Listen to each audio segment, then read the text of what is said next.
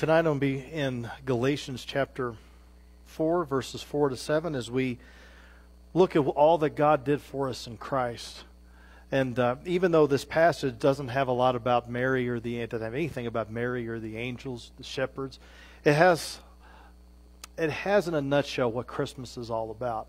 And I'm going to ask you, if you would, to stand. If you want to read it out of your own copy of the Scriptures, that's wonderful. We're also going to have it up on the screen if you'd like to read it there. But Galatians chapter 4, verses 4 to 7, talking about how Christmas is right, remembering God's perfect plan. Beginning in verse 4, "But when the fullness of time had come, God sent forth His Son, born of a woman, born under the law, to redeem those who are under the law, so that we might receive adoption as sons. And because you are sons, God has sent the Spirit of His Son into our hearts, crying, 'Abba, Father.' So you are no longer a slave, but a son, and if a son, then an heir through God." May God add His blessing to the reading of His holy and perfect word. I'm going to ask if you would to be seated. So Christmas Eve, now we're the night before Christmas. We're 8 days away from a brand new year in 2021. I know when we were here last year, for Christmas Eve, no one could have foreseen what 2020 would have held. But now here we are. We're getting ready to go into 2021, and I'm curious as to how you all are doing and how you all are processing all of this. Are you filled with hope for the next year, or are you filled with a bit of despair because you're not sure what's to be expected? Are you joyful, or do you feel a sense of gloom and doom? Do you sense that cloud that's over you? Are you ready for the new year? Or are you looking back on the present year and it's making you a little reluctant to be able to get into this? Are you trusting? Are you trusting the authorities? Are you trusting our media? Are you trusting the medical and the technological advances? Or are you a little distrustful? You see, all of us, we're either one way or the other, or we're all a mixture of some of these different things. But I just wanted to remind you that all of us, regardless of where we are, all of us are trying to pursue what we believe is right, or what is right. It could be a religious belief that you have. It could be a life plan that you have. Every one of us wants to pursue something that is right. But we've got to be careful and make sure that we recognize that what is right is actually that it's right. Tim Keller, he's a pastor in New York, and he saw an ad in the New York Times a number of years ago, and this is what it said. "The meaning of Christmas is that love will triumph, and that we will be able to put together a world of unity and peace." So Keller, a pastor, he's commenting on this, and he says this: in other words, according to the ad, we have the light within us, so we are the ones who can dispel the darkness of the world. We can overcome poverty, injustice, violence, and evil. If we work together, we can create a world of unity and peace. Well, can we, though? I believe the answer, though, is no. When we're younger, we tend to look at the world in an idealistic way. We develop a certain set of convictions, and then we believe this is what is going to fix the world. But as we tend to get older, we realize that all the promises that the world has, maybe all the promises that our idealism may have, may not actually be so. And so we have a choice.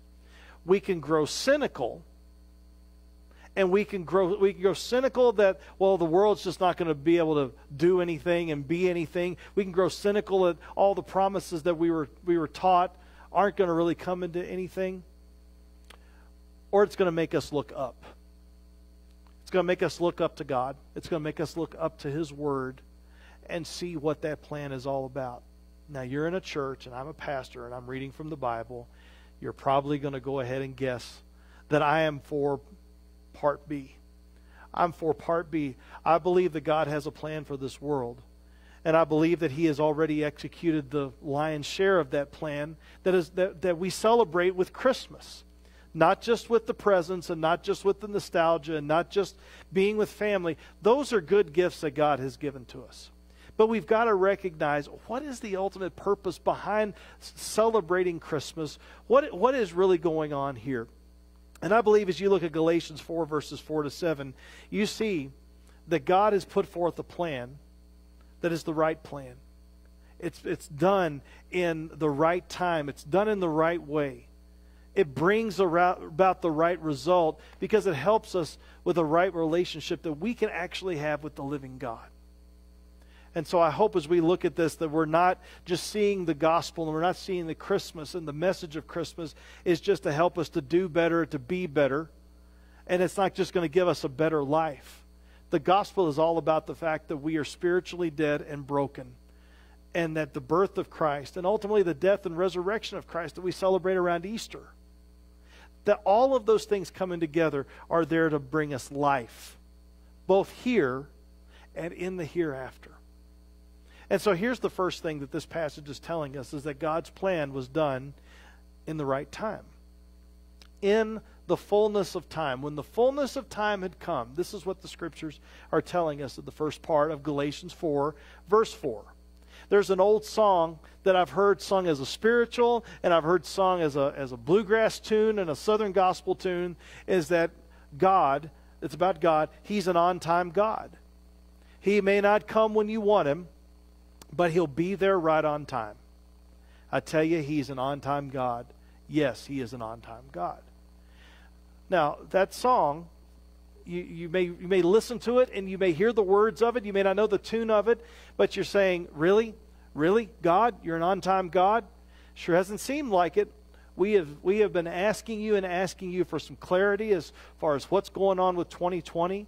All of this plague that's around us, this COVID conundrum that we're in, the political tensions, all of these things that are happening, and it may be just things that you're dealing with personally.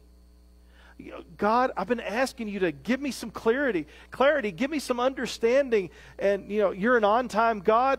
Yeah, right. But I believe that over time you'll see that He is.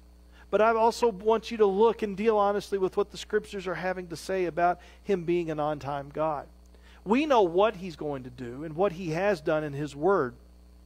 But all the way back in Genesis 3, right after sin entered into the world, He gives us a promise. I will put enmity between you and the woman, between your offspring and her offspring. This is God speaking to the devil, the adversary that's around. He shall bruise your head. You shall bruise his heel. The he and the his is talking about Jesus, who's going to come along, this Messiah.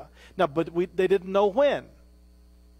In 2 Samuel 7, it talks about that there's going to be an eternal king that was going to sit on an eternal throne. Also talking about Jesus. We know what, but they didn't know when.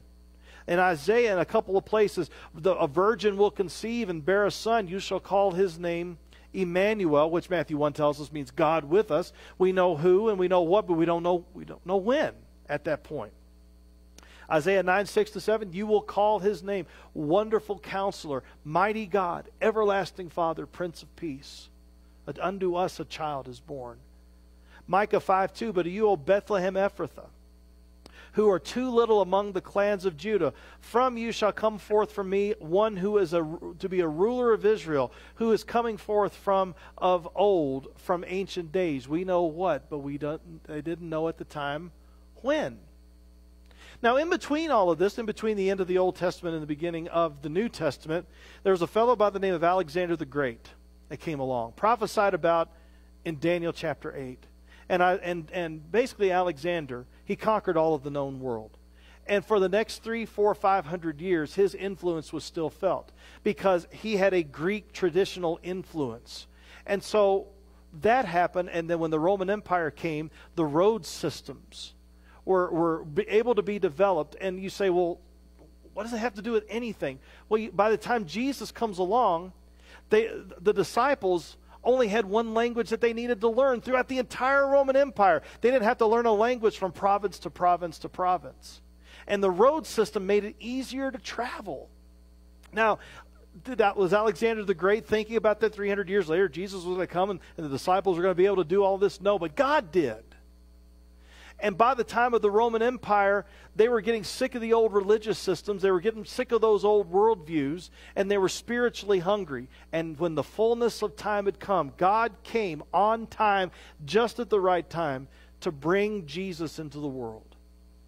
And when you look at how the world was then, and you kind of parallel it and see how things are right now, how everywhere you look and you think that you can find answers over here, well, no. You find answers. Can we find answers in Washington? No. Can we find answers in the governor's mansion? No. Can we find consistent answers in the medical world? No. Can we find consistent answers in the technological world? Well, no. Sometimes that may seem like it's taking us down a really terrible path there as well. Everywhere we're looking, we're coming up empty. I suggest and I implore you to look at Christ. Christ, you will not come up empty when you look at Christ. He came at just the right time, fulfilling over 300 prophecies from the Old Testament. He came in just the right time, but also, number two, he came in just the right way. God's plan was just right. You see the next part in verse 4, that when the fullness of time had come, here's the right way. God sent his Son, born of woman, born under the law. You say, that's great. What does that have to do with anything? Please help me out here. I'm happy to do that. When you see here that God sent forth his Son, some people have told me, well, why couldn't God just shrug his shoulders whenever we did something wrong? Yeah, I know we broke his law and I know we did some things wrong, but why couldn't God just shrug his shoulders and just wipe out sin and everybody be okay? Because God then would not be just. Would you like it if something happened to a relative of yours and the judge just said, don't worry about it, we'll let him off? No, there's a sense of justice that's in all of us because we're all image bearers of God. And there's this sense of love of neighbor, yes, but there's also this sense of justice that if somebody disobeys something, that there's a consequence that's there. And that's the idea of what's happening here, is that God sent forth his Son, born of a woman. He sent forth his Son, fully God as his Son, his nature, but also fully man. Why is that so important? Why is that such a big deal? It's a big deal because of this. Because when Jesus came, only God could keep his law. We can't. We're going to talk about that in a second. But he also came as a human being so that he could pay that penalty on our behalf. And when you see both of these things coming together, it is absolutely amazing. That's why there's a verse, John 3:16. Not as many people know it now, but that was a verse that my mom taught me when I was a really, really young child. For God so loved the world that he gave his only begotten Son, that whoever believes in him will not perish but have everlasting life. Well, everything that happens toward the end of that verse starts because God so loved the world that he gave his only begotten Son. Everything that comes after that wouldn't happen if God had not sent his Son on our behalf to take care of our sin, to take care of our brokenness. It's only by Christ. Christ is more than enough. And it says that he was born of a woman. There's a passage in Hebrews chapter 2, verses 17 and 18. And it says, therefore he had to become like his brothers in every respect, so that he might become merciful and a faithful high priest in the service of God to make propitiation for the sins of the people. That is to take our payment, to take our sin. For because he himself has suffered when tempted, he is able to help those who are being tempted. Now, for me as a pastor, there are times when I'm at the bedside of people who are sick or who are dying or who are struggling with the loss of loved ones. There's all sorts of things that are happening there. Now, I have been around a lot of people who have lost spouses. I've been around a lot of people that have lost children. I've been around some people that have been dealing with some sort of cancer or medical issues. And I could think to myself, well, I kind of know what you're going through because I've been around so many people that have dealt with it. But how would I be if I lost my spouse? Well, I'd be a wreck. I'd be a mess. I wouldn't be worth, you couldn't put two nickels together and I wouldn't be worth any of that. Or if I lost one of my children, or I had throat cancer, or I had some sort of cancer and I was dealing with that. Well, if I were to get through that, when I would be able to go to someone who was going through that, I would be in a different position to be able to comfort them and to be able to help them. And that's why I want to step back and say this to you. Suffering has a meaning and suffering has a purpose. When Jesus died on the cross, not everybody got why he died on the cross at that time, but what we do know is that suffering has purpose. Suffering has meaning. And so when we are going through something, we may say, God, why are you doing this? Well, maybe God is doing that so you can come along to be of comfort and help to somebody else that is going through that, because you know what they're dealing with. When Jesus Christ, when he died upon the cross and he dealt with all of our sin and he was tempted in every way that we are, listen, I don't know what you're being tempted by, and I don't know what you're suffering, and I don't know what you're going through. He does. So you can go to him with confidence, knowing that he dealt with everything that you were dealing with. And you know that he understands every last bit of it. We have to be careful, and we have to understand what that is and what that's all about. And so when we see, again, that he was born of a woman, that he was born under the law, Jesus willingly took all of that on our behalf, and he subjected himself to that. When we see that this is what he's going through, again, he was like us in every respect. He went through everything that we are going through. He understands personally, firsthand, front row seat, everything that we were going through. It's tough, though, when you're going through these issues. I remember when my nephew, Gray, he was 18 years old, and he passed away in 2002. I hope I can get through this story.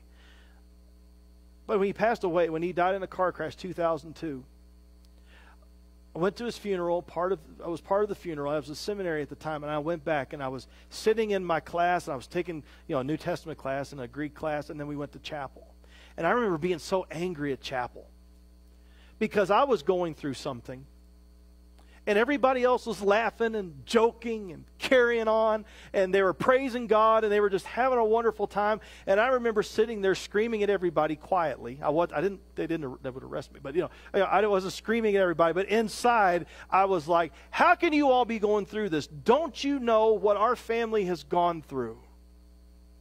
How can you be happy? Don't you understand?" And it was God comes along, and he finally says, "They don't. I do. I know. My son has gone through all of that on your behalf." And so Christmas is about that rescue mission from brokenness, where you realize that he has gone through that on our behalf. And it led to the right result. Look at this. To redeem those who are under the law. To redeem means to buy back. Life wasn't always like this. Life wasn't where there's sin and brokenness everywhere. God created everything to where it was perfect, full fellowship. We decided we wanted to go elsewhere and listen to our own authority. I mean, think about it right now. The moment someone tells you that you have to do something, what happens in you? You don't like it. We don't like anybody telling us what to do, especially if we don't trust that authority. And that's the way it is. Sometimes we don't even like God telling us what to do. Even though we know he's good, but there's a little part of it is like, well, you're good, but you're keeping something fun from me. You're keeping something good from me. But we have to be very careful about that. There's a Latin phrase that is used, and the Latin phrase is simul justus et peccator, and it means at the same time just and sinner. At the same time, Jesus Christ is just in that sin has to be paid for. But there's also this understanding that Jesus, though he never sinned, 2 Corinthians 5:21, he became sin who knew no sin, so that we might in turn become the righteousness of God. If you reject the fact that we are sinners, and you reject the fact that Jesus Christ came to rescue us from your sin, then you're missing everything about the cross, and you're missing everything about what the Bible is talking about. You're missing everything about God's plan for you. Jesus Christ had to go and do what he did in order to make us right before him. Martin Luther one time said he suffered all the tyranny of the law, for the law set upon Christ so much horribly assailed him that he felt such anguish that no man on earth had ever felt. This, his bloody sweat sufficiently witnesses, his comfort ministered by angels, that mighty prayer that he made in the garden, that lamentable complaint on the cross, my God, why have you forsaken me? These things he suffered to redeem those that were under the law. This is what he did on our behalf. We couldn't fulfill the law. We can't even fulfill our own desires. How many of you're already probably starting to make resolutions for next year? And those resolutions usually are talking about are usually under the categories of do more, do better, be better. Right? I'm gonna be a better person. I'm gonna read more. I'm gonna do this. I'm gonna be nice, and I'm not going to post every last thought on Facebook that I've ever had in my life. You know, I'm going to make sure do more, do better, be better. And that's where we are. When do those resolutions begin to go by the wayside? January 2nd? Oh, really? Oh, okay. January 2nd, you know, or maybe a week in, a month in. Some of you may make it to June, you know, and people will pat you on the back if you keep a resolution until June. The point is, we can't even keep our own resolutions. We can't even keep our own law. Can we keep God's law? If you've been at our church any amount of time, you've heard me say this lots of times. And it's a quote from R.C. Sproul, who said, who reminded us, I should say, that the greatest commandment is to love the Lord your God, all your heart, soul, mind, and strength. And the second is like it, to love your neighbor as yourself. We can't keep that for more than 5 seconds. Love God with everything you have, not just the most of what you have, everything. That's the law, that's the plan, that's God's standard. 5 seconds, we're out. Love your neighbor as yourself. We did pretty good for a while in COVID. And after a while, we started to get a little edgy, a little fidgety, right? I went into a UPS store the other day. A guy was not wearing anything, he was wearing clothes. He wasn't wearing a mask. He was not wearing a mask, and you know that was the right? Amen. So he just refused to wear a mask, and the folks behind him were like, "I'm sorry, that there's a sign on the door." He made a rationale, made a reason, made an excuse, and all that, and he was getting ready to bring it up to the thing, and they, no, you just keep it right there. We'll process it. That's fine. See, we're getting fidgety. There's a sign on the door. When you come into this place of business, please wear a mask. He chose not to. Again, we don't like people telling us what to do. We don't like to follow through on stuff like that because we decide that we're the ones that are the lawgivers, and we want to keep our own law. See, we can't even do that. And so we can't keep God's law. And when we can't keep God's law, there are dire consequences that last throughout all of eternity. But God loved us enough not to leave us in that position. He sent someone to keep his law on our behalf. His name is Jesus. Do you know him? And I pray that you do, because if you do know him, you understand how you have been rescued. You understand, because there is going to be a time when you are going to realize, whether you already or in the future, you're going to realize just what really is being held in your heart. And it's going to be a terrifying time for you. It might catch you by surprise. For some of you, it might have been when you went off to college for the first time. It might have been when you got that job. It might have been when you got married and then you realized you married another human being. You know, you're a human being. You married another human being. But what ends up happening? We begin to realize that what Jesus did on our behalf was to take care of all of the issues that set us against the things of God. And not only that, here's the last one. He gave us a right relationship. To redeem those who are under the law, so that we might receive adoption as sons. Every so often I ask, how many of you have been adopted? And I'm not talking about spiritually. I'm talking about in the sense that we would understand the word. Have any of you ever been adopted? If you raise your hand, you understand that to be adopted means you're brought into a family and you're treated as if you've always been a part of that family. You get that family's name and you get the inheritance as well. You are a part of that family. And when you consider where we were, dead in our sins and trespasses, hating the things of God, blaspheming the things of God, wanting our own way, and then he rescues us to where now no longer are we after self, but we're after Christ, we're after him, we're actually considering what somebody else may think about something. All of a sudden now our minds have been changed, our thoughts have been changed, we've been renewed. It is an amazing transformation of what Jesus does on our behalf. And he goes on, so that we might receive adoption as sons, verse 6, because you were son, God sent Jesus into the world. Now God has sent the Spirit of Jesus into our hearts. Now, when I say hearts, I'm not talking about, the arteries and the chambers and the bumpa that's right here in the middle of your chest. A heart is your will. It's you. It's the center of your desires and your will. That's what a heart is. And he comes to send his Spirit there to change us, to transform us, and we are able to cry, Abba, Father. And if you're not familiar with that term, that's not a group from the 70s. Abba is a term. It means daddy. It's an intimate type of term.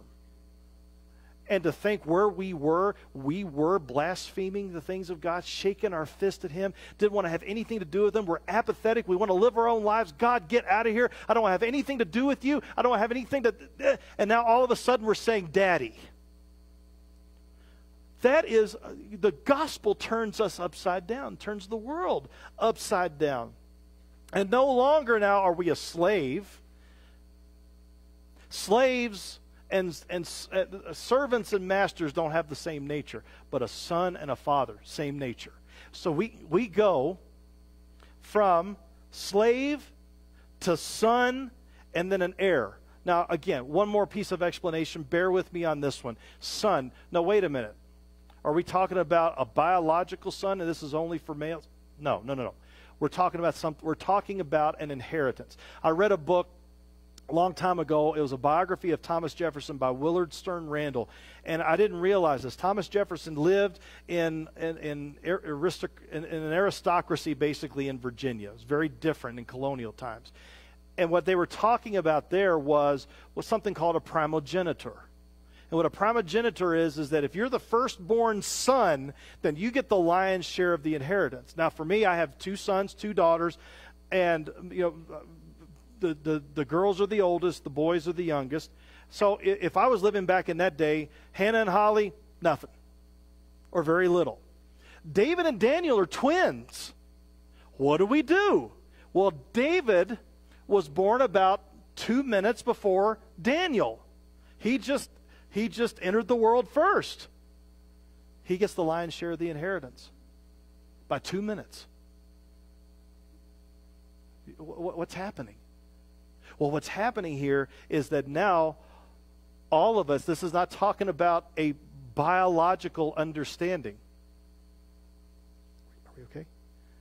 It's not a biological understanding. This is about an inheritance. So whether you are, you go back to Galatians 3, whether you are Jew or Greek or slave or free or male or female, it doesn't matter. You're going to be treated as a son. You're going to get the full inheritance. This is what God has accomplished on our behalf. We go from being dead and away from the things of God to now being an heir of God. This is what Christmas is all about. And yeah, no Mary, no Joseph, no angels, but this is what Jesus has done on our behalf. And so what I'm going to ask is just very, very briefly, do you know this Jesus? Are you trusting in his timing, or are you trusting in your own? Do you realize that Jesus came for you? That he came for you to rescue you from your sin and your broken. I don't like talking about sin. I don't like talking about that hard stuff. It's not your call. That's not your call. God has made it clear what the terms are. And he not only sets the terms, but he gives a remedy for that. He sent his son on your behalf and on my behalf. And if you're a Christian, there is an old song we used to sing. I'm so glad I'm a part of the family of God. I've been washed in the fountain, cleansed by his blood. His death is what gives us life. His death is what cleanses us from sin. Join heirs with Jesus as we travel this sod, that's earth. I'm a part of the family of God. Jesus doesn't just rescue you from hell, he rescues you to himself and to his family. And you're a part of a family. You may have never been a part of a family before. Now you are in Christ. And you never have to worry about ever being alone. So I want to ask if all of you have your candles.